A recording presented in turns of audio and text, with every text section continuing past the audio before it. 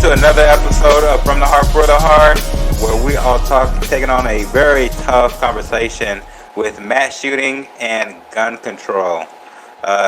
We got people from both sides of the conversation, all different walks of life. So that's what's going to be on the agenda today. So join the conversation. We're talking about gun control and mass shooting. I'm your host, one of your hosts, Mike. We got Frankie, we got Woody, and we got Jaron down low. All right, guys. Thanks for not putting me last this time. You usually are in the bottom, in the corner, I think. So You just run it off that way? I just go off that. All right. Appreciate it. I'm doing good, though. It's been a while. It's been a while. We've wanted to record this episode for, since we came together.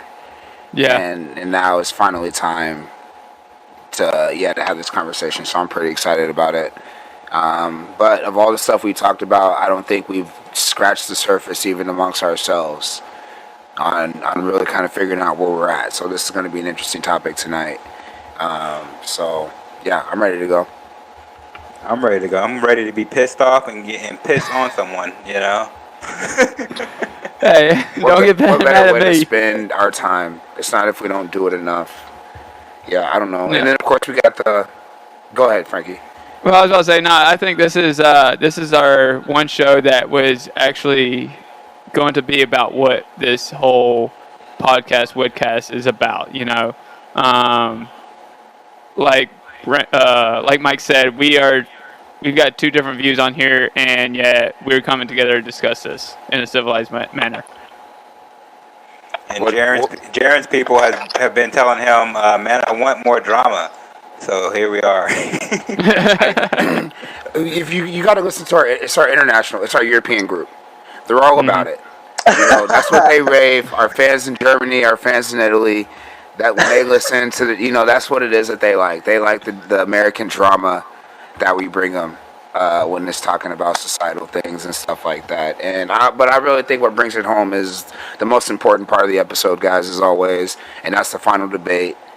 I really think this is going to be the best debate we've had so far, and it's kind of. I don't know about that. It's because it's kind of developed over the course of the episodes to kind of lead to it. That's really how everything's kind of working in the final debates.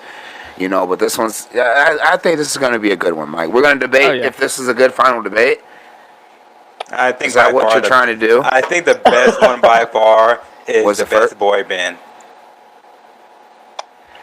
Okay. I'm just gonna plead the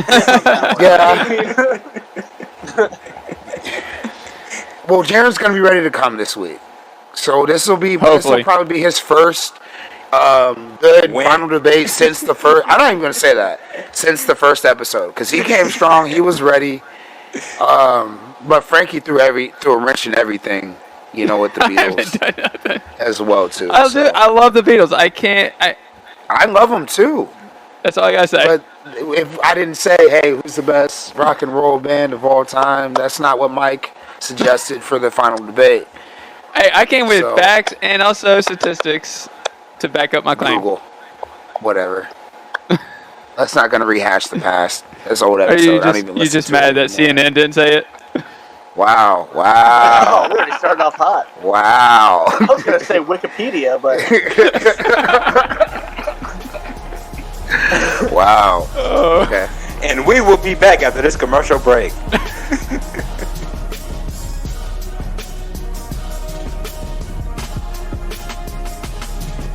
Welcome back, guys, where we're talking from the heart for the heart on this episode about gun debate, gun control. And like every good story, you know, there has to be a beginning. Where's the beginning?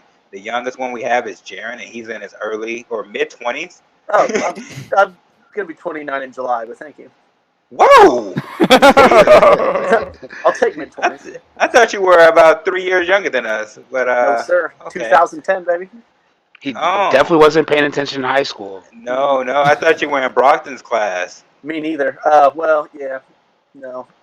No, he's in 2011. But anyways, and Frankie being the oldest, the grandpa 34. And a lot of we've looked at a lot of things in our millennial life. Y2K, The end of the I world. remember that. We've No had like phones. 3 different end of the worlds No, that have come and gone. the Nokia phone. Having to stay up after 9 just to text somebody or get endless calls. Yep. Dial All up on the internet. weekends. Oof. but but with Dial-up. that, LimeWire. LimeWire. Oh, say word. but with that has also T9 come the texting. evolution of gun control. Um, when we were growing up, we didn't have to worry about active shooting drills or anything of that. Mhm. I don't even think we were. I can only speak for myself. When we had tornado drills, I wasn't like, oh my god, this is gonna happen here and I'm gonna die. I was just like, all right, let's go into the hallway, let's get this over with, and take care of this. But there I wasn't that wondered why they many. had us in the hallway. That's a different debate, but All I right, never yeah. understood that. That was the laziest safety drill ever. They're like, yeah, get down in the hallway, get in the fetal position. And Maybe the you'll be teachers fine. were never in the hallway. You know No. what I'm No, saying? they Like, walk weren't up and there. down, Like, and let me they go were somewhere where socialized it's hours. safe. Let me go somewhere where it's safe if there's a real tornado. That's where they went to the We'll cellar. discuss that. I can tell you the science and all that behind that. But yeah, I know where you're coming from. But go ahead. Nerd. Anyways, going back to gun control. Things have evolved, and now they have active shooting drills. I can remember me, Woody, and Jaren. We all went to the same school. We had a bomb threat one time. I remember the one time we had it in high school, and we evacuated. Nobody was panicked or anything like that, and we went home. We weren't actually thinking about, oh, there's an actual bomb at our school. We were not scared of our life. We were just like, okay, early day of school, let's go. I remember Um, specifically making a joke somebody wanted to get out of a test. That's how little I took seriously the event. I called and my now, mom and was like, Mom, I'm just literally just like this. Mom, I'm scared. There's a bomb threat. Can you come get me? She was like, literally just the way I said it. She was like, no, No, and hung you'll be up. fine. Yeah, and hung up. So like, I Well, mean, that's not real. but it's not a big deal. You're not thinking Yeah. that someone's gonna attack a school. You're not. uh, so Brandon was a frantic one, and me and Jared was very much the one. No, I was like, I wanted to go home. Like, Mom, there's a bomb threat. Can I go home? Like, she was like, Wait. no, You you're had a cell fine. phone? You had a cell phone Huh? at school? You had a cell phone at school? Yeah, we weren't supposed to have them, Oh, okay. I was but about I to had say, it. we Yeah, had cell phones, but I mean, we got to take them away yeah. real quick. Nowadays, I it's a whole mean, different matter. His you know shorts that. weren't regulation height either, so. Well, guys, we're getting off topic. All right, this is a Wow. I serious know. conversation. It is. All It right. is. So It let's is. get back to gun control. No. So Or gun go on debate, that. not gun So control. I grew up in the Northwest Georgia mountains. I went to this rinky-dink, redneck, bum of the woods high school, and So did we. we actually had, like, I do remember one time there was a guy that actually had a gun in his truck in the high school. Hmm. Yep. That was it. Nobody. It was, yeah, exactly. Nobody. I mean, yeah, he got in a little bit of trouble, but it wasn't a big deal. We didn't have to go outside and congregate, or I don't know what they do for hunting or active duty or active shooting drills, but I mean, we found out through rumors through school and everything else. Yeah, the police came, looked at him, and like, okay, cool. Kept it in the principal's office. End of the day, he got it back. Why he had the gun? He was going to hunting after school. You know. I There's mean, the kids like truck was that at our locked up. school too. Yep. Yeah, We so didn't, I'm and we didn't sure. even tell on him. No police. No. They just let but us up all day. but nowadays, I mean, that happens, it will be on national TV. National. Hmm. You know, And you know what? I've seen a bunch. What's the story, Jaron? The shooting of our generation, the school shooting of our generation. Oh, growing up, I mean, there was one singularity. It was Columbine. That was Yeah. the horror story that everybody knew. That was on 60 Minutes Dateline. That we watched the hidden tapes of Dylan Roof and whatever the other psycho's name was. No, Dylan Harris. Yeah, Dylan Harris. I'm Yeah, sorry. Dylan Roof's the I kid think- from Charleston. Yeah, you're right. Yeah. Roof, I think, was the church shooter. Yeah. Mhm. But I mean, regardless, Yeah. I mean, it was something that we were horrified and fascinated with. But that was it. Now, I mean, I could probably name a handful of them. But as far as naming all the ones that have happened, even in the last few years, I'd be forgetting a bunch. So it's turned into a different. it's affected the population in a much different level than it used to. It's not just a horror story and a fascination. It's now a reality. Like you said, if somebody would call a bomb threat in to like even somewhere I was working today, I would take that infinitely more serious than I would have when I was in school because I felt so sheltered, and like you said, the serious of the matter just wasn't there for me. There was no urgency. It was just like I said, not think somebody's trying to get out of a test and that's it. Now there's been so many cases that even just like you said, if you would have said, "Hey, I think somebody has maybe a gun in their truck from hunting," even you're going to have SWAT there. They're going to be taken out. There's no excuses for that anymore. And that's a different discussion. Real quick, just to correct ourselves, it's Eric Harris and Dylan Klebold were the guys' names. I did too. Hey, can you guys just think about the emotions that you had? I think it was like 9/11. It stopped our world a little bit. It was a single event. But now you hear of so many shootings happening that it's like, oh, we care, but it's like, oh, it's just another shooting. Well, you're absolutely right. After Columbine happened, I do remember the schools started passing around new rules that we had to abide by. Like one of the things was like all males had to tuck in their shirts. That way everybody could see your waistband, so they couldn't tell. We didn't have the funds for like the metal detectors, but if we had the funds at that high school, I'm pretty sure we would have had metal detectors.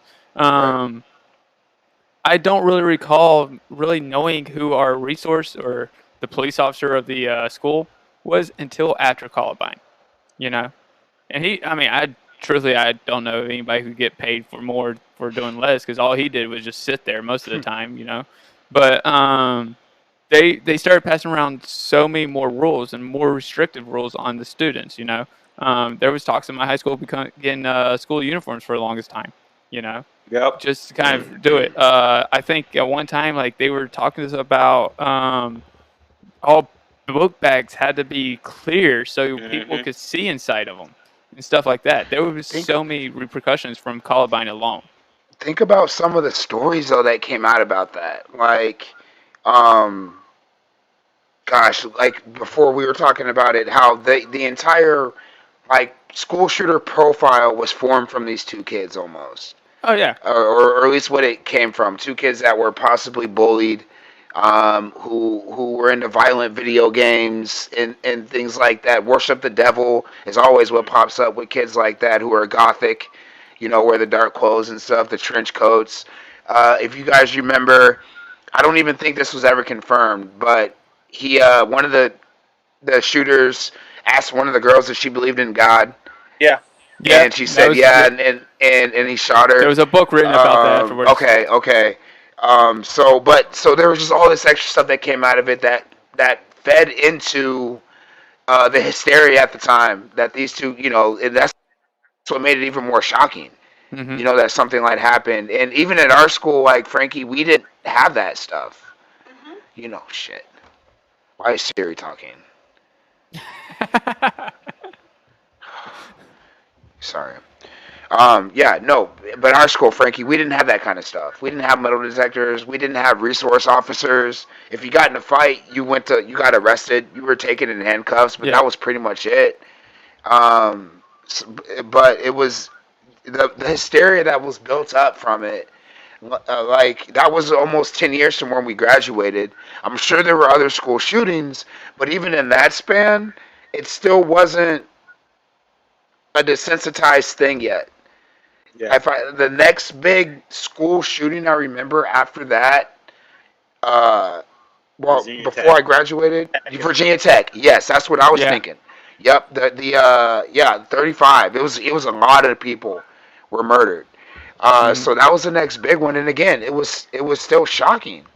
What's going on? How are we trying to figure this out? So I don't know. It definitely shattered our idea of what was supposed to be a safe place. It did. It hurt everybody so much. Kids are already seen as innocent, and like schools are very innocent places.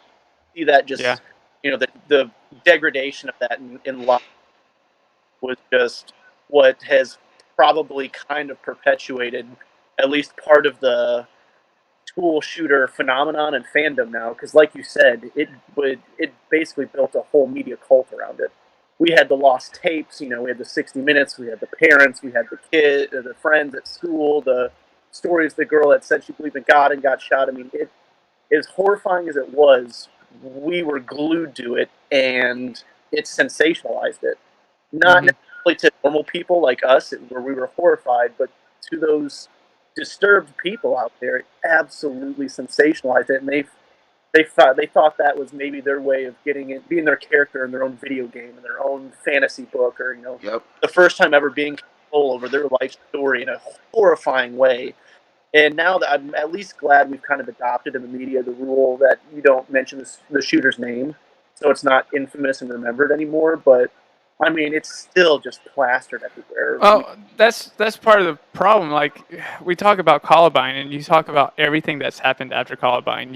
Where people will get like, I mean, Michael Myers. He came out with the Bowling for Columbine documentary, which was basically about the Michael gun. Moore. Michael Moore. Sorry, I don't know why I Yeah. said Myers. But he came out with Bowling with Columbine afterwards, and that was basically a documentary about the whole Columbine with the whole gun control issue.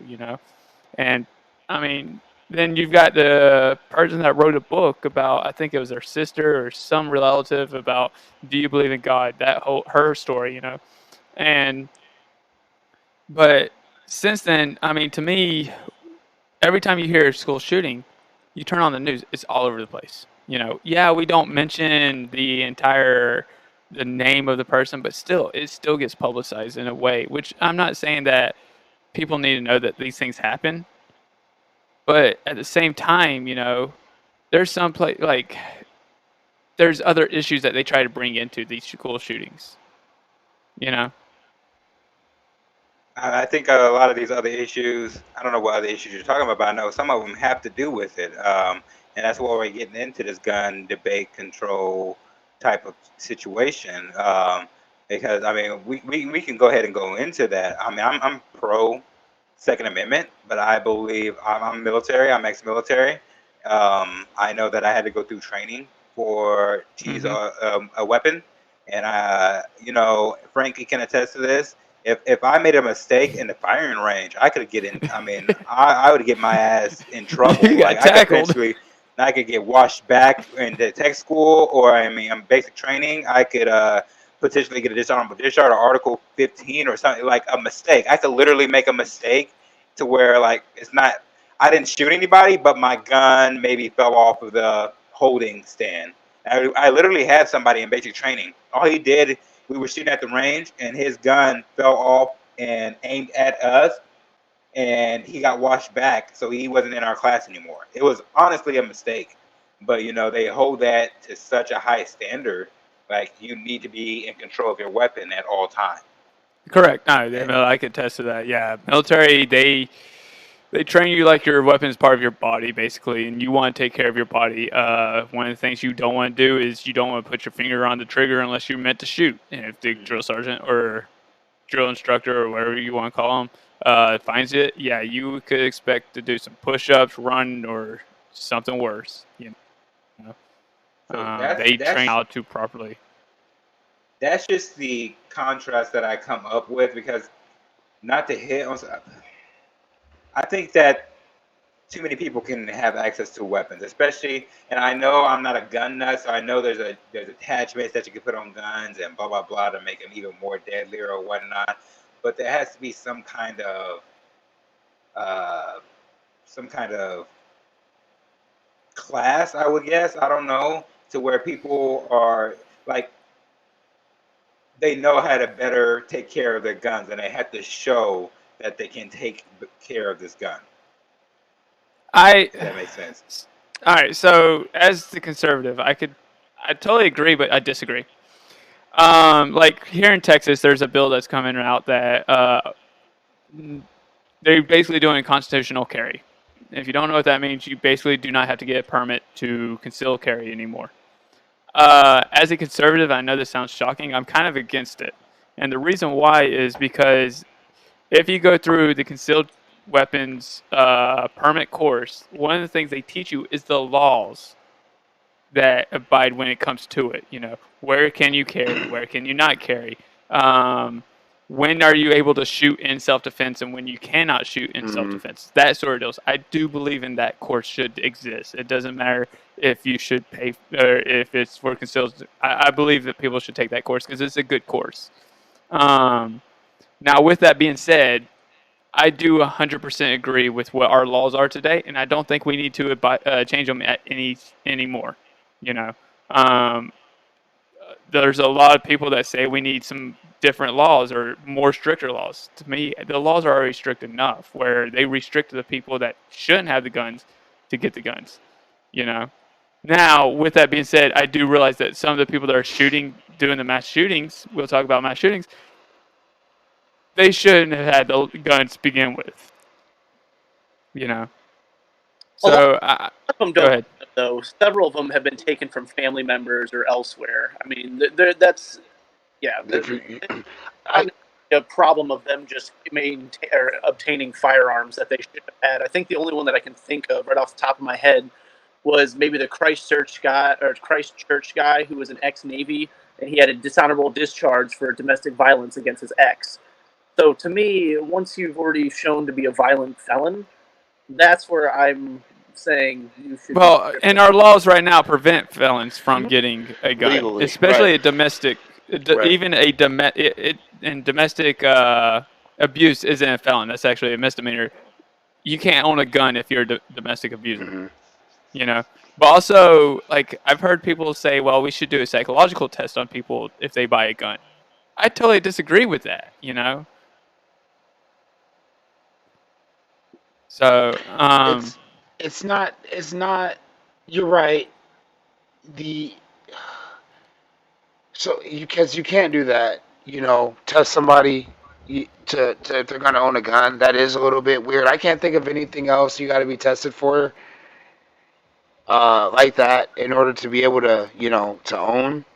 But there's something to a re-education, a realignment, a reconditioning, almost somewhere, because we're a violent society. well, our country was formed in that violence. You know? It is. You know, when I say civilization, Western civilization is. Yeah. You know, conquering, overtaking, in a lot of cases using guns to do that. Yes. And that's where I guess I'm going with it. I don't want to veer too far away from it because it is going to tie into it. But that's got to, because let's look at these mass shooters, these public shooters. Let's look at Eric and Dylan. Going back to them, from what we did find out, you know, the guys, you know, they weren't happy. The influences that they were pulling from were dark of nature, were violent video games. And I'm not saying that's what causes people to do that. I play Halo, I play Call of Duty, you know, I do those things too, and I'm a completely okay person. But we've all been in those chat rooms. We've all listened to people talk. Like, if I was a weak-minded person, a person of a weak constitution, being in that kind of world I could see how somebody, you know, would draw into that, you know, in a weird way and want to go practice that or want to take their anger out in that way. So there's got to be something we have to pinpoint on and nip to quit allowing this to happen. I think everyone should own guns just like the rest of you guys do, but this is an issue. I don't. I don't believe that. You don't believe what? That everybody should be able to own guns, or Well, no, I don't. a majority of society should be able to. But we got to enjoy figure. guns. I'm saying you should have a right to. He agrees with the laws that way. Yeah. I agree with the Second Amendment. I'm not saying I'm pro guns. I'm pro gun ownership, but there has to be. See, I'm pro gun ownership for the reason of self-defense or hunting. You know, that's Right. That's where I draw it. Just having weapons to go out and just like people are like. That's the reconditioning. I have guns to protect myself from the government. Like, dude, if the government fucking wants you to destroy you, it will destroy you. Okay, you don't have the training. Reconditioning is such a bad term for No. it. That's what I mean by a violent society. That's what I mean by violence. We're not doing any of the crackpot far ass right, Idaho, conspiracy theories. No. The Second Amendment, right, to me, and all right, I'll just That's go what the ahead and Second say it. The Amendment is Second for. Amendment, to me, is to protect yourself from a government, a tyrannic government, if our government ever becomes that way. And the reason why it's written that way is because our founding fathers had just fought for their rights. And the worst thing they wanted to see their future country happen was a tyrannic government come in and start taking away rights. I know you say the U.S. military come in and destroy it because I believe me, being military, I've seen the equipment the military uses. There's nothing that civilian power will ever match to the United States military. But at the other side of the token, though, we still have people in cages with freaking just rifles that are still beating our ass sometimes in battle. We have Vietnam that just use freaking their terrain and rifles to beat us. You know, But don't say you dude, can't say that like, we can't fight against the United States but military. It can we're happen. not. No, But I'm not we're saying we not. can't fight, and I want to get Jaron in here because I know his audio is I terrible. know. But I'm not saying they can't fight. I'm just saying that they are not trained. I mean, you got to be organized. You got to. It's not just as simple as I'm going to go outside and just start shooting people to protect my home. That's not what you got to have some kind of You you got guys to have have some some kind sort of of training. tactics. Yeah, and it's just like it's always the most ignorant of people who are like, I'm gonna fight for mine. I'm gonna protect you and yours. I'm like, no, I'm sorry. I'm sad. This is not Red Dawn. This is not, I wish you're not, sometimes. you're not just gonna go outside and it's gonna be you and the government fighting it off, and whoever wins, that's what happens. But No, go ahead, Jaron. and like you make the joke about Red Dawn, but outside of us fighting ourselves and early on against the British, our gun ownership is one of the core reasons we've never fought in a conflict. Here. Our Yep. society has Yes. never is Yep. so untethered to what we're doing in the Middle East because we've never actually had to live through that kind of consistent bombardment and destruction of our most famous and largest cities, our most populated areas. Mm-hmm. And I get what you're saying with a lot of people saying, it's a lot of ignorant people like, I'm going to fight the government, or whatever. I don't think most of us, because I believe I should be able to own what I want because I do not trust the government. There's governments all over the world, and I'm a big history guy. Eventually, it's probably just going to happen. And I don't think we're going to go fight the army. I think once it hits that point, you're going to have defectors from the army, and we're going to have different factions and stuff like that. So that's a completely different story. But it's at least the deterrent factor. That's what it is. I mean, the same thing with Vietnam, like he mentioned, and the Taliban. We absolutely crushed them, but they were such a pain in the ass for so long that we decided it was not worth it anymore. They had the longevity, outlived us, and they got to go back and create But side. but that's because we didn't have like an actual objective when we went. But that's something tied to But I think that's also, part of it as well. But the deterrent factor, that's No. I mean, as far as no. Vietnam and the Taliban and Iraq, But also, But yeah, no, you're absolutely right. everybody tends to gloss over one other fact about the gun ownership here in America. That is actually a very big security thing for Americans. For That's example, what if you he's go back saying. to World War II, a lot of people would say, hey, if Japan went on to continue their bombardment after Pearl Harbor, they could have probably made it to the Mississippi River before they met resistance. yeah. Right. But Right. the admiral straight up came out and said no, because the American people are armed and we cannot fight a fighting force like that. He said there would be a Yep. weapon behind every blade of grass. Yep. Yep. Correct. Which is a huge. Yep. That's the reason. And Yep. I don't know how many of y'all have traveled to other world countries or anywhere, but a lot of the rest of the world really doesn't like America, and it's You because of don't that say. fact. You Yeah, don't I know. Hold on. say. Time out. Okay. First of all, it's not us. No, Not no, me and no. Mike. First of No, all. no, no. No, but like that was. I'm talking. But I'm talking about like we're- you go to I know third what you world mean. countries. They I know don't what you like mean. us. Yeah. But here's the thing. Going even back to that, what you're talking about with the World War II thing, we've been fighting each other more than any other country since then. Because we don't have a common enemy. I don't know about that, but who give me a rebuttal? the entire Soviet Union. How many times has that been restructured? Bosnia, He's got Herzegovina, points. Slovenia, Czechoslovakia. I mean, they're still He's- going through and- it. Israel. And Yeah, even the still, Middle East. we still beefed over various BS since 1945 Yep. here.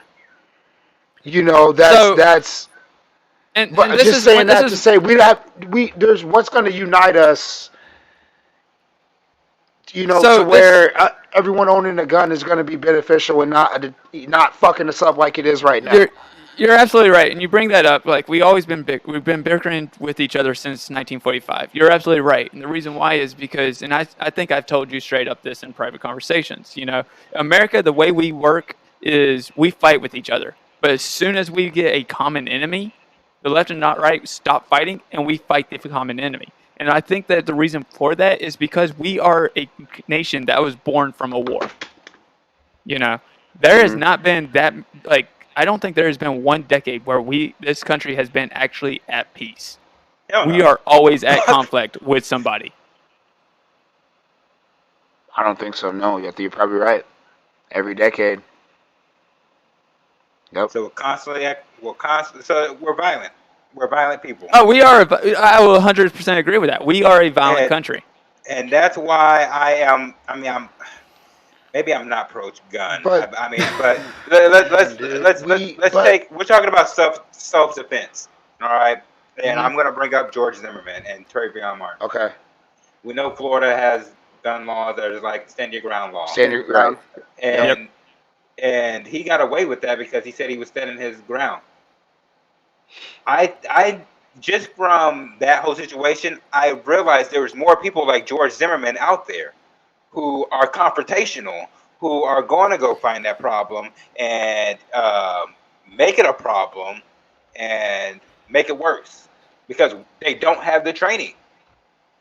We can't even trust police officers to de-escalate a situation. So how are we expecting a civilian to de-escalate a situation? So Go ahead. to me, all right, let's go on. I 100%. We always need more training. I work in safety. I was military. Those are two areas in my life that always needed more training. Every single day. And we do have a group out there that is all about training. Yet they get so much flack because they are a right-leading group, and it's called the NRA. The NRA provides so much more training than you will ever know about, but because they always get painted they're the bad guy. So therefore, okay, we got this bad guy. I'm not going to go get trained by these right-wing guys.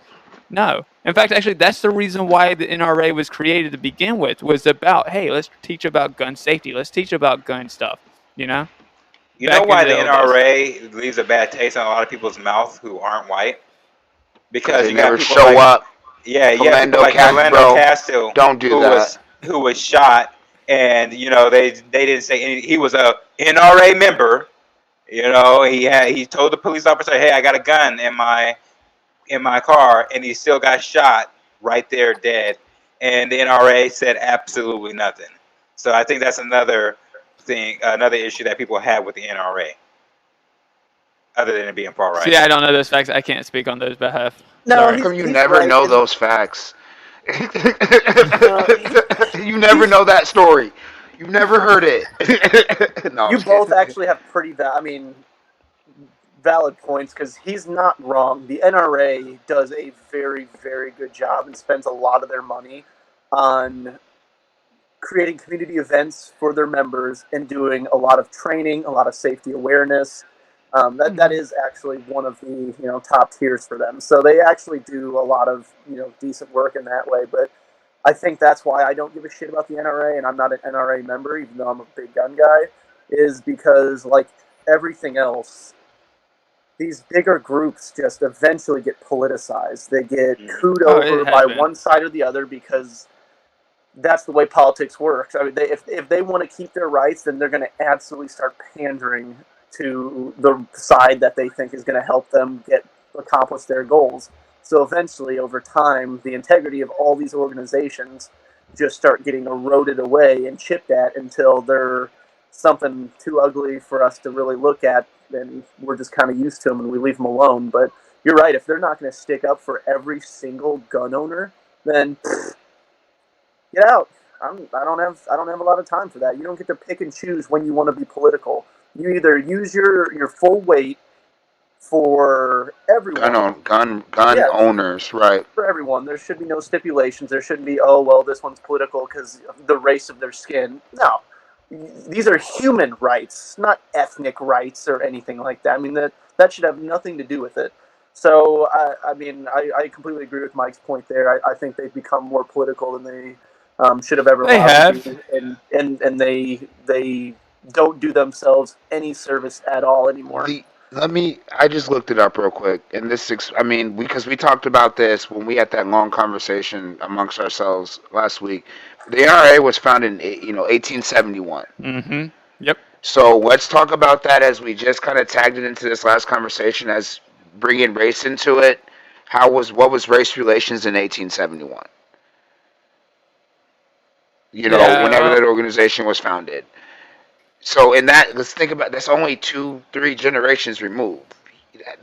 Not much changes when we're talking about countries and things like that. Only Yeah. 200 and whatever years, and that's a little bit less than that. The stuff moves slow Well, as far as that goes. The politicizing, that's when the lobbying comes into play and all that and all those and now we're jumping into a whole nother side of it you're as well absolutely right too. because the NRA nowadays they no longer spend as much of their money on education like they once was. They were founded as an educational group, and they no longer spend all their money on that. They mostly spend it on lobbyists and all that to kind of prevent To get more people to gun vote, laws. for people to get in. Exactly. Correct. That's You're it. absolutely right. Exactly. And to me, I'm not going to say I'm not a member of the NRA. I'm not. You know, have I participated in some of their training? Yeah, because some of their training's really good. I can't That was turn a down good good analogy. training. But at the end of the day, though, to me, I don't see the call for more gun control laws. Now, I do see some lesser laws when it comes around guns. Like, for example, we talk about school shootings. I'm a full-on supporter of allowing the teachers to carry.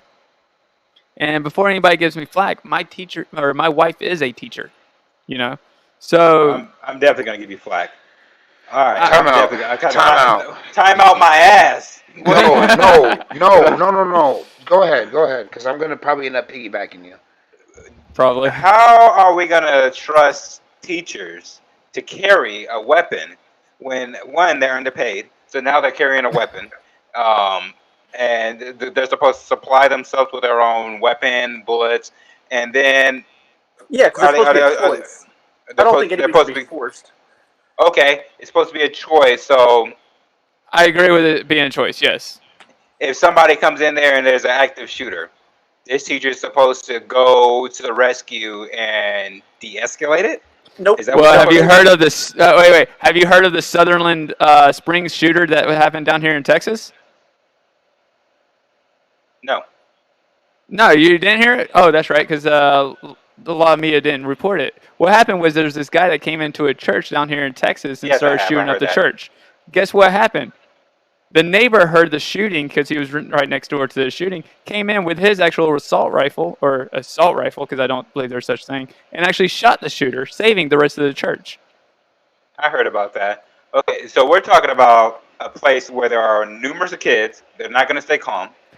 Okay, the Yeah, scene's you're going to be right. chaotic. The scene's going to be chaotic. People are going to be running everywhere. A stray bullet could is that let's say a teacher fires back at the shooter, and that Okay. bullet hits a kid that isn't the active shooter.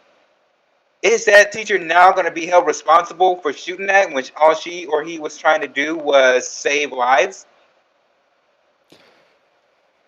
Well, when Here's you throw what ifs into it, and we could always talk about what ifs, but here's when I will actually talk about when I say that. All right, first off, I do believe in training, like I said before. All right. The other thing Yeah, is they it's shouldn't the be able to choice just willy between the nilly come teacher. in. Not only that, though, but in order to obtain the gun, I see some people trying to go threat flack into it. Well, are you just trusting a teacher with a gun when they're underpaid and all that stuff? No, there should be the backgrounds in order to.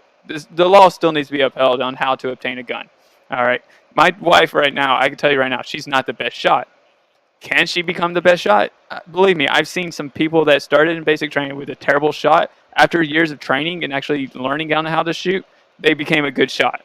You know, with that becomes training. But also, you got to realize it's not more of just protecting the students. It's also a deterrent.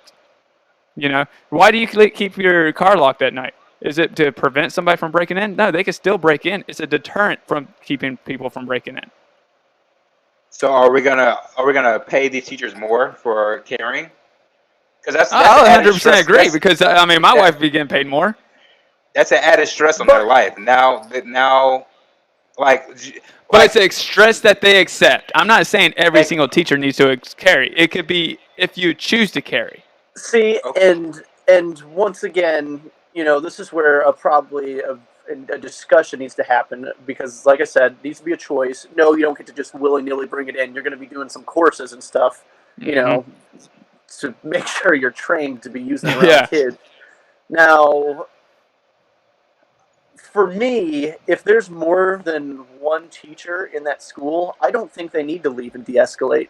I think if, maybe they're in the hallway and they want to help or something like that's different, but I think they bar the doors and they protect the students that they have with them.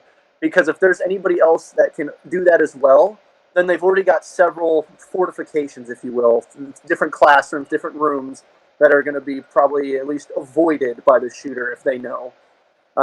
So no, I don't expect, and there probably is some cowboys out there, but no, I full-heartedly would expect the training to teach the teachers how to, or resource officer, whatever, how to maintain an area and keep a safe zone, allowing to protect students instead of, like you said, going out in the hallway with some amateur panicking with the adrenaline going through them, shooting willy-nilly into a hallway full of kids.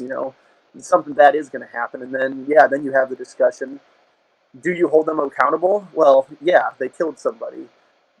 Are they probably going to already hold themselves accountable? They'll never be able to teach again. They're not going to go to school. I mean, they're No. already going to have other issues. So I mean, like we kind of brought up at the beginning, it's a very convoluted issue that I don't think there probably is a best answer for without some sort of trial and error. So that's, I think, why I'm willing to have discussions about okay. laws that I don't necessarily agree with, but other people think might bring some extra safety to the table.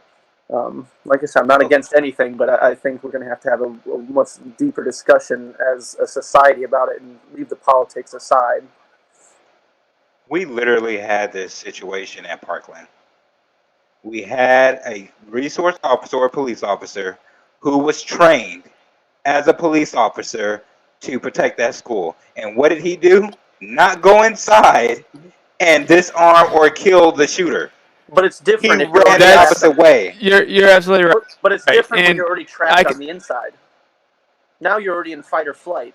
No, But I you don't. I are a don't. police officer. You're supposed to be serve and protect. So you're supposed to take that when you're in the that's heat of why the I moment. All that training goes Yeah, out of the room. 100%. You're all right. So I could talk on this because I've been in those situations. You know, I did serve in Afghanistan. I'm not a teacher that carries and shoots up school shooters. No, but I've been in the whole situation of what do I do in this when I'm getting shot at, sort of deal, fight or flight, sort of deal. And it's a scary moment, and you'll never know what you do until you get into that moment. You know, you could dream, oh, I'm going to be Mr. He-Man, Rambo, the whole situation. No, but that's the reason why I say more teachers. You know, you can't count on one guy to be a hero every single time. But also, and I'll point in some statistics about this. If you ever notice where most of the mass shootings happen at, it tends to happen on gun-free areas. The Soft reason why is targets. because they don't have anybody carrying against them. You know, but okay, why isn't it on more like where you're able to carry? Oh, because there's a risk that he could get shot back at. Man, there's been a lot of people that come and shoot up military bases, though, You're as well absolutely right, too. but you know how hard it is to carry on a military I base? mean, You I'm. can't Oh freely no, carry like no. you want to. Sure, but it's their. you're when you say you just say gun free zone, soft Yeah, targets, most places that they I don't didn't have say guns all at of them though. all. You know what I mean? Like whereas if Yeah. you're gonna do a military base, I'm sure they can get their hands on some guns. But I've been sitting here listening to you guys all giving great points. The thing I keep thinking and going back to what your original point is, and this is my thought, is we're giving guns to teachers. We are still not breaking what I think is the problem of this issue. What is this that's getting us to this point? Is it? I'm sorry, because maybe it just comes out No, of a no, bleeding heart. no, Is it I see where you're poverty? going with it. Is it drug abuse? Is it issues? You know what I'm saying? Like, and that's the thing. Everybody's different, and that's what's causing these people to snap. Now let's look at teachers. Teachers are still. I mean, they're underpaid, No, I overworked. agree.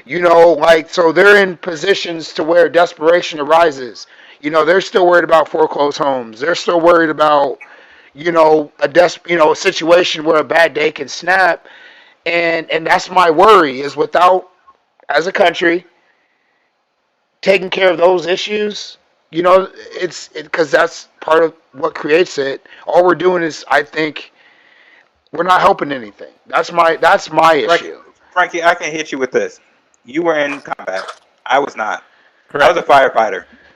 So the training that I got at basic training or even tech school for any kind of firearms, it was lose or use. If I didn't use it constantly, I didn't, follow it to the T. To whereas you probably did, and you're suggesting that we allow teachers to do this and train, just giving them training, but they also have to teach the class. They also have to go to all these workshops. They have to do all this stuff. That's Mental not what they health is signed up to do, yeah, though.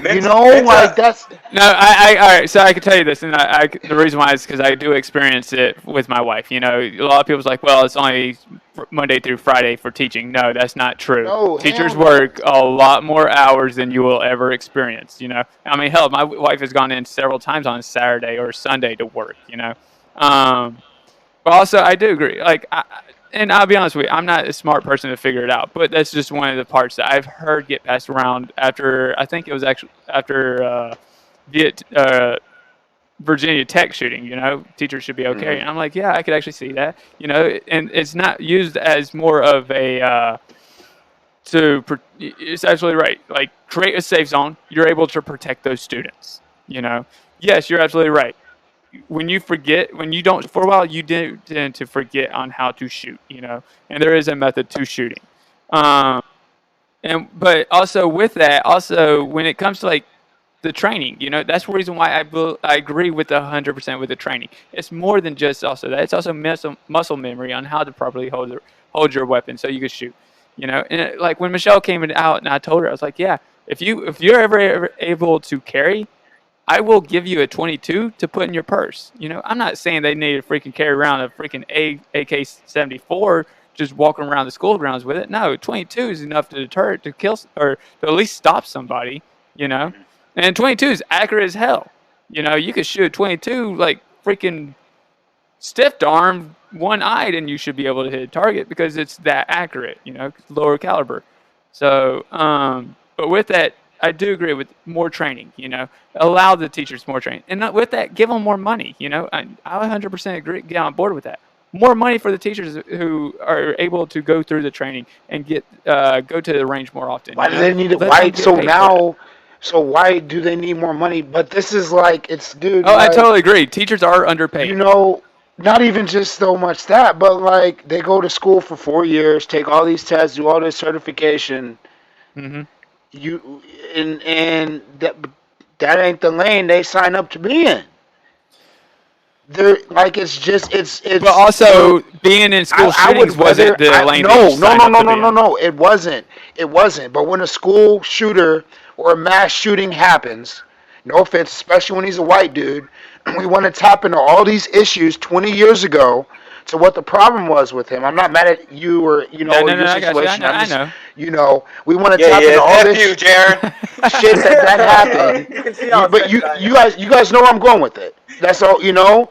is this and is that and this is issue he had with his mom and he was sucking his mom's tit when he was 8 years old. You know what I mean? No, Like, I totally see but where you're coming from. You so want to be more on the or the proactive instead of the reactive. You know. because it's like because we can't because everything we're coming out with seems is a reactive.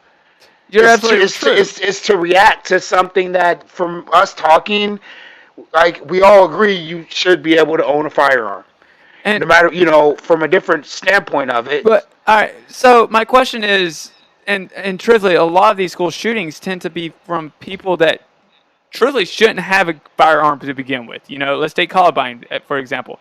They were not at the age to be able to own a firearm.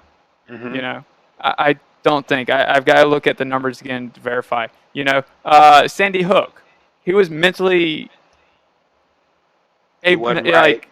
correct. You know, which is against the law. You know, you do if you are actually. I'm trying to think of the politically correct terms to use it, but if you're mentally handicapped, you're not able to own a firearm. That's one of the things in the background check. You know, so these are the people that are able to get firearms that are not supposed to have firearms. So, do you believe that if it is a minor that has these firearms, should the parents be held responsible if they got them from the parents done safe or from their household? 100%, because that is a failure to secure a firearm on the parent. And you're around your kids the most. For the love of God, if you don't see that level of disturbance in their behavior to make you even not want your firearms to be accessible to them for your safety, I mean, then you're probably not even paying attention to begin with. And Jaron, I don't. You're 100% correct on that. But it's one of those and bleeding heart again. And this is going to tie into another way we can go with this topic. What if those parents are working two jobs to make? What if they're not home? What if they're dealing with another? And I'm going. I know I'm going too far with it. No. But No, you're so good. and that's why I'm asking. Where is the block? 15 years ago, since we want to pull it up. Because is it because minimum wage is low and mom's working two jobs? Is it because Medicare sucks? And you know what I mean? So what is it that's leading to these issues to where little Johnny isn't getting what he's needing and he's continuing to spiral down this hole to where one day he grabs a gun, kills his mom in her bed, like the dude in Sandy Hook did. I think Yeah. he shot her, Yeah. and then go and he wasn't even a student. No, No. He wasn't even a student. He went to elementary school and killed little kids. Oh, I You know. know, It like, scares and- the shit out of my And me it's about my dude, kids. but so it's like, okay, we give teachers more guns. Let's So- continue to make it 3 to 10 days to buy a gun. Like that's not So- doing anything but pissing people off. So here's the thing I always try to bring up, and people tend to be naturally evil. I know that This sounds is like a a good terrible ass thing. debate. This Yeah. is a good People ass fucking people tend to be debate. naturally evil, and I know that's going to rub off wrong. But and the reason why I say that is I wouldn't look, say people. I think we grow into it because as kids we're innocent. No. Well, No, Well, you're no, speaking about 'cause yourself, not this- evil. I think you just it's a well, no, and the reason why I say that is because first off, nobody teaches you to lie.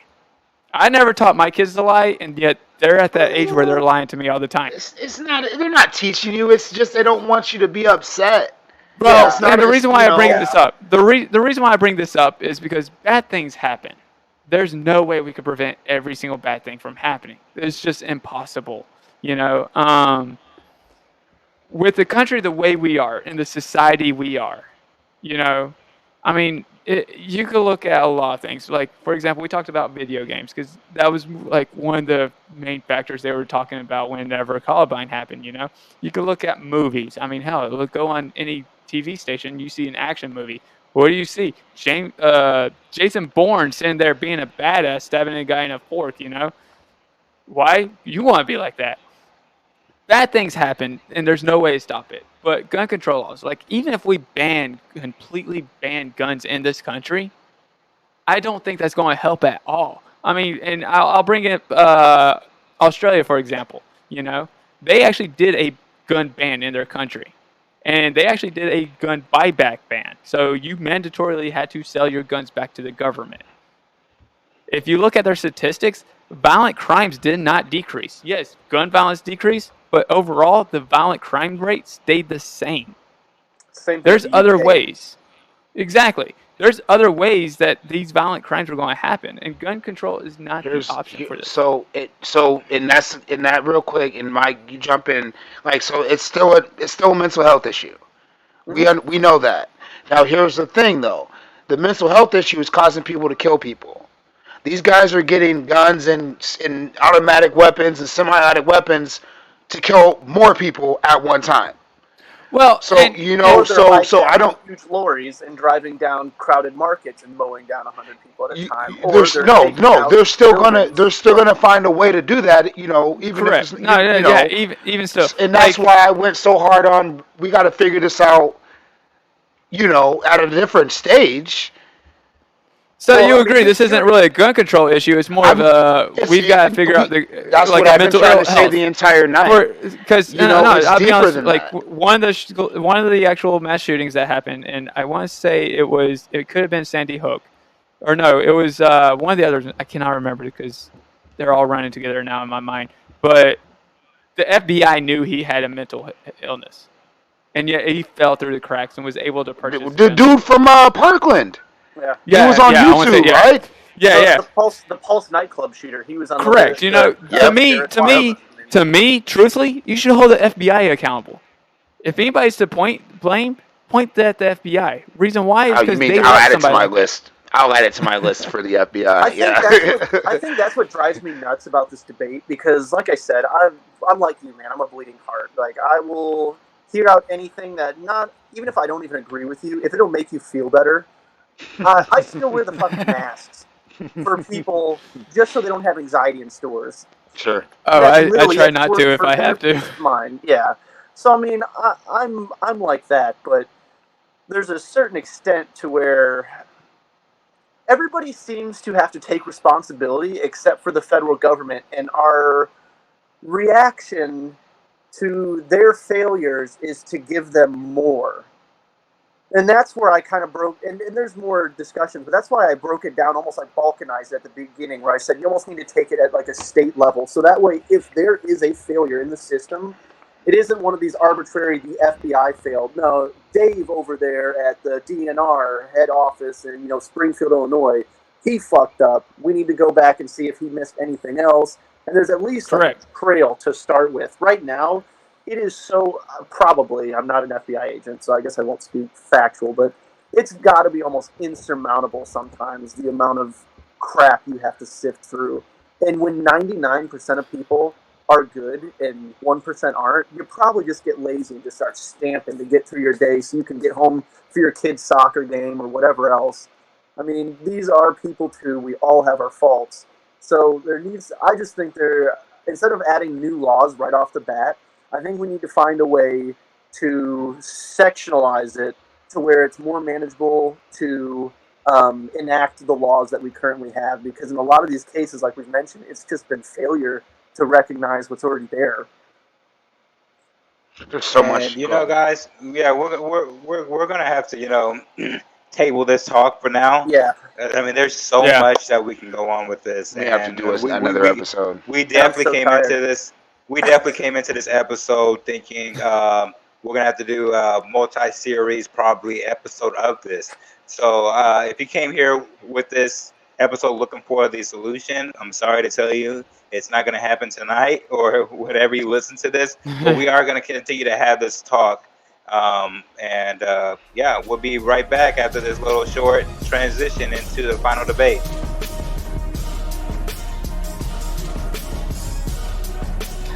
Welcome back, and now it's time for the actual debate where we discuss something that is going to just calm us down. I'm just kidding. It's not going to really calm us down. And today we're talking about Harry Potter.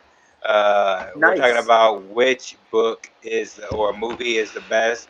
We had fucking white power sign because I only read like the first 3 books in junior high or in high school. After that, my mom took the books away and took the movies away. It's like you're not watching any kind of witchcraft in my house anymore.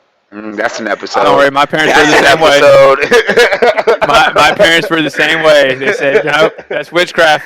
You can't I read read it that." under the covers just like Harry did as a kid, dude. Like, Yep. oh man. So we're Mom, just I gonna know get you're into that listening, but sorry. Yeah, mom shaming. So now we're just gonna get into that debate. I think Jaron is up to date on this debate, so you won't get anything off the wall from him this time. Let's for let those him of go our first. listeners, yeah. Let's just see. to see. I'm curious. When we let him go first, he always never disappoints. So I guess we will let him go first. Go ahead, Jaron. Take us away. This was not that difficult for me. I was caught between the first and the fourth, the Goblet of Fire, the Sorcerer's Stone. Sorcerer's Stone kind of was more, the more I thought about it, was more nostalgia. That's the one that I remember, like, reading with my mom before bed. Like, it was kind of like a bonding time for us at the end of the day. And it was like that, like, beautiful, like, Christmas movie that you saw, the scenery, the train, the new friends, the whole, just aura of the magic and Hogwarts, and seeing all that for the first time was just so cool. Hagrid and, like, some of those pivotal characters that you learn to love, McGonagall.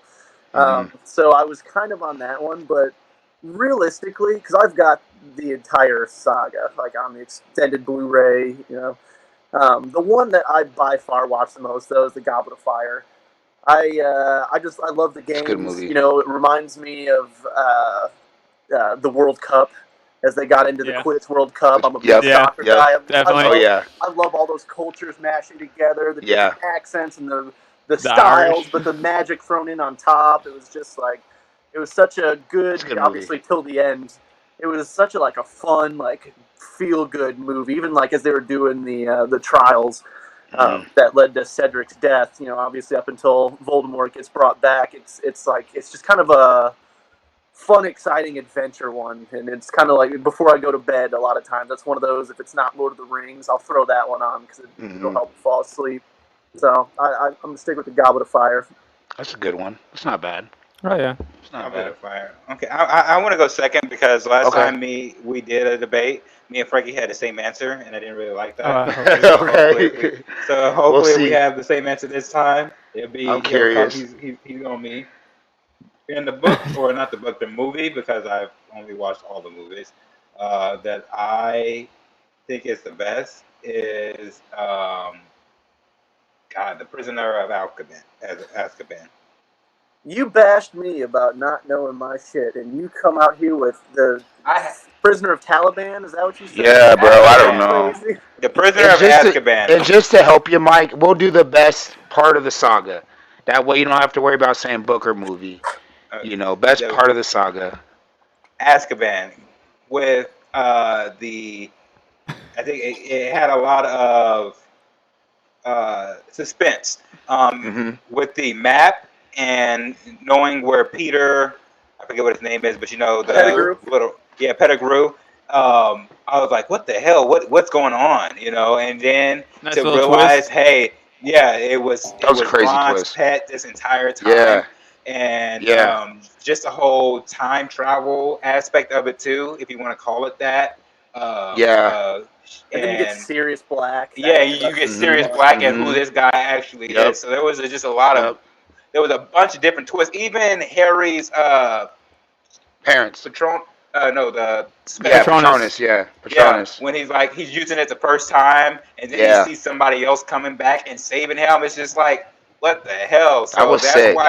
That's why it's one of my favorite, or it is my favorite, because there were so many different twists in that movie, and it led to other things in the series, obviously. But that's what I would have to say is my favorite book. one. Good one. All right. Even the Woody, whole- I'm gonna go ahead. Go. I'm gonna go ahead. Go ahead. Mine's the same.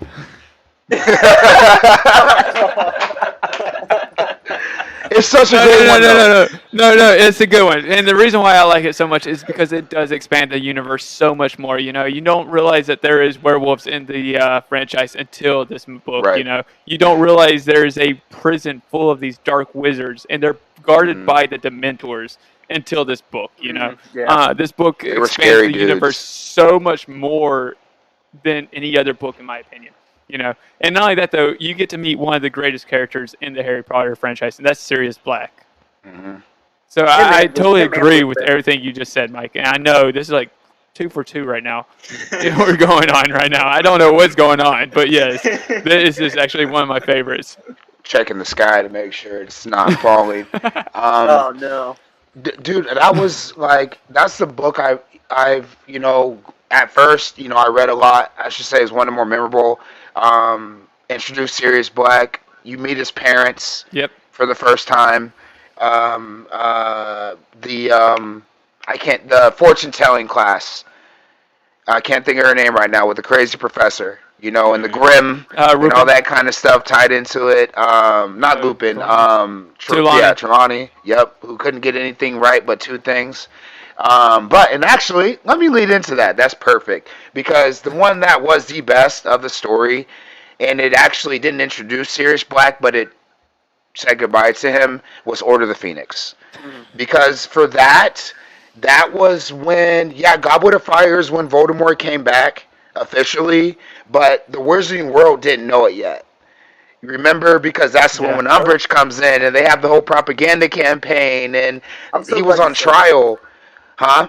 I'm so glad you said that because I was going to purposely mention Umbridge just so everybody knew she's by far my most hated character. I hated her worse than Voldemort. I hated her worse than Voldemort. She was because like she was such a Karen, and we all knew it before there was. She wasn't even a Death Eater. That was the thing. She didn't want that power. She didn't have a dark mark. She just liked to be a bitch. He was just shitty. But and another reason I liked it is because it introduced the other members of the Resistance. We knew who the Death Eaters were. They were all introduced in the last book. We knew everybody that we were going to have to take out, and I say we like I'm part of the world too. You knew everybody on the bad guy side. You knew from the first 4 books who all the bad guys were pretty much coming up. Yeah. This is when we got to meet Shacklebolt. We got to meet the real Mad Eye Moody. Yeah. Tonks. I love Tonks. You're just thinking of so many names. So you got to see that. You got to see the connection with Sirius Black's family. So I thought that finished the expansion of the Wizarding World because then after that everything else took off. And then of course the Ministry of Magic, the prophecy. We got the full story of why Voldemort went and killed Harry and realized where Neville was in that as well too, and that he was a really important character. So it really set it up for the finish. So I definitely I thought Order of the Phoenix was the best. Let me tell you why yours is not the right pick. Umbridge, first and foremost. it introduces her, and also Sirius Black died. I know it kills all Sirius Black. So the reason why it was the best book was for all that shit because it spun off the remainder. We got to see because Voldemort was back, dude. Voldemort was back. Imagine if after Voldemort came back, then they had what happened in Half-Blood. Spoilers. Half-Blood Prince, by the way, and Dumbledore died right away. Like, what if we just went? What if we just went right to Dumbledore dying, and then we met the Order of the Phoenix? Spoiler alert for everything that came out over 10 years ago now. Huh? I think I'd be okay with that because I wouldn't have because we had no sense of direction. Umbridge got hers. Made the kids, yeah. So if you would have picked the one where she got, I probably would agree with you maybe a little bit more. But introducing us to her and her taking over for Dumbledore and all that. I didn't say it was going to be a happy. I didn't say it was going to be a happy story. The best, and not to mention, that's whenever we find out that they're connected with the curse. Whenever he started taking that, learning that defense against people getting into your mind. He saw the vision from the snake when the snake bit Mr. Weasley. Like, come on, y'all. That was when we found out about Neville's parents. No, you're absolutely right. Because actually, I do like that movie. It was number 2. But I've got don't get me wrong. Azkaban is my 2. I love Azkaban so much more because Azkaban is where Harry gains confidence in his skills. You've got to realize that. Like whenever Dumbledore's army? If it wasn't for the Patronus that he thought somebody threw out and then realized, oh, that's me that threw out, he would never had confidence in his skills to do Dumbledore's army. Jaren, who did Harry go to the Ministry with in the 5th book? You remember? Because if you remember, even in the book, he was like, of all the people I could have gone. Whenever they escaped Umbridge, and they got on those the Threstrials, I think is what they're called. Yeah. It was him, Ron, Hermione, Ginny, But also, Luna, and Neville. but your book also throws in a relation, like a love interest that nobody cared at the end, and that's Harry and Cho. Like, Oh what was yeah, the that point was of that so ordeal? weird. That was yeah. What was mean, that? I mean that doesn't count against it though. It went nowhere. That's a, they didn't even why. I mean, That's true. that was like a Tinder I'll date. give you That was that. so That was, everybody was trying to do it. They were 15. They're feeling themselves. That was, hey, they're young. Young love, guys. Young love. I will say that. Let me But how tell you quickly why did it Prisoner transition of- over to Ginny in the next one? Okay, That's so why it's weird. exactly, you brought up That was your weird, too. movie brought up a bunch of stuff. Book. Okay, so your book Saga. whatever brought up a bunch of stuff, but Prisoner of Azkaban, like you thought the movie was over, and you thought like Hagrid's Hawk thing died, and you were all sad, and then the twist, you just leave on a happy note. When I finished watching, what is it? What is this Lord one? of the Lord of the Phoenix. Phoenix. Lord of the Phoenix. What, Sirius Black dies at the end? I'm sad because And he I was dealt dope with as shit. Umbridge the whole time. I didn't say it was a happy ending. I didn't say it because it was a happy ending. Listen, bro. After Goblet of Fire, which is what Jaren opened with. I mean, we already knew we was in for it. We was in for that shit, bro. He's right. Well, the first chapter, the Dementors came and attacked Harry in the beginning of the book. Outside, man. Look. Which was introduced in our book. Yep, shit was hot, and he was ready. You're right, he was. I Because will of my say, book. Jaren, that in Goblet of Fire, I would have been one of the kids. I was pissed off that Harry's name got somehow put in that because I'm just Yeah. like, God damn it! Why? How many? I mean, I know the movie's about him and shit, but Mike, you God feel like damn. you feel like it's because he's white. That's the reason why. Exactly. Like shit. Does he? I mean, we already know he got a curse mark. Now he's in the goddamn Goblet of Fire tournament. That's the like, way Ron get the hell was. on, dude. That's the way Ron was. Yep. Then they became but friends again. You know what? I do like Jaren's pick because Goblet of Fire is my favorite what's movie. his name? What's his name? From Robert Pattinson. Yeah. What's him? Yeah. What's his name? What's his character? Edward. Cedric. From the Edward. Cedric. Yeah, Diggory. yeah. Cedric. But Edward from the other movie, he Yeah. dies. You So mean that's Batman pretty now? cool. Yeah, it's Bruce Wayne now. Get it right. We'll Yeah. talk about that when we see it. He's still fucking Edward. I'm still waiting. I'm gonna. I'm still I waiting. give as a Batman fan, I give everyone an equal opportunity when the movie Hell starts. From there, I judge you for everything. Because you got to play two roles. You got to be Bruce Wayne and Batman. So I can but see him that's playing the another Batman. I don't know if he could play And the first Bruce time he Wayne, takes but his yeah. shirt off, I'm out. huh? And The first glitters. time he takes his shirt off, I'm out. This isn't Taylor Lofton or whatever his name is. Yeah, now come on. I'm gonna be honest. I've never seen any of the Twilights, but guys, that was our final debate. I've never seen any of the Twilights. We're gonna end on that. The picks that we have, me and Frankie once again agreed with Prisoner of Azkaban. We got Woody going with Order of the Phoenix, and we got Jaren going with Goblet of Fire Gang, gang. for the best Harry Potter saga. Please let us know what you guys think. There's 3 or 4 different other movies that we didn't talk on. I don't think the first one is that good, especially the movie. Yeah, I want to touch. His from I a wanna touch nostalgia on- standpoint, though. I want to touch on that with Jaron. He said his mom read this to him as a bedtime story, and that book is long. So Oh, just yeah. It's a long book. The first book. book's pretty long too. The first book's actually the smallest, but the rest of them get like Yeah. huge. We would Okay, like, when you Well, put it in that yeah, in that comparison, case, yeah, okay, yeah, it is long. we'd read a couple chapters like just the night. Like that was just like our end of the day thing. Some So of it them, kind of yeah. stuck with me because I was in maybe like 5th grade when that came out. I was still at Washington Elementary School. I know that. I was gonna say I almost as the books came out, I grew I was 11. with them. Yeah, they it was like that. So Yeah, actually, yeah. Yep. I think I was a little bit older than them. I don't remember exactly, but at the same time, I wasn't able to read them. I mean, I did. I snuck them into the house and was able to read them, but my parents wouldn't allow me to read them. As soon as I graduated high school and went to college, that was the first thing I binge read and then binge watched. And I remember reading the last book as the last movie was coming out because I think they came out around the same time. I waited in line for the last one. Before we get off, I'm going to go to McDonald's after this. So before we get off on this, Jaren's parent, he was in 5th grade. He said, right, Jaren? Yep. And your mom was reading chapters. Somewhere around 5th grade. Your mom was reading chapters. Your parents were still reading to you? Yeah. No, we read together. It was like a family thing. She wasn't reading to me like I'm not sitting there like and Jared,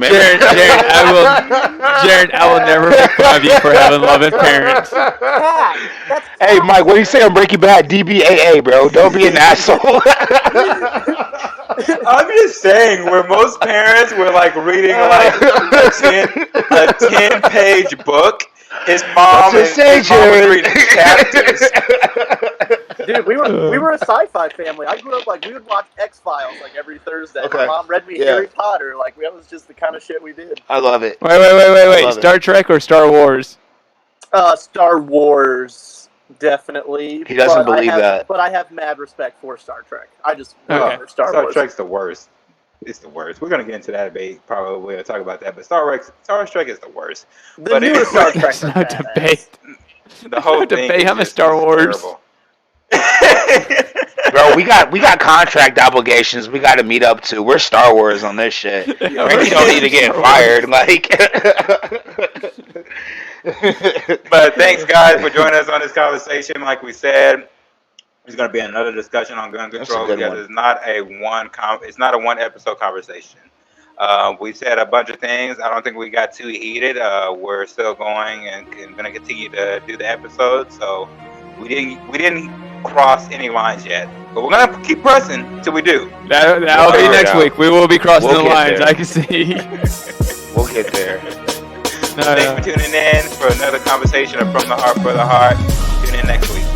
Thank you. Bye, guys. Later.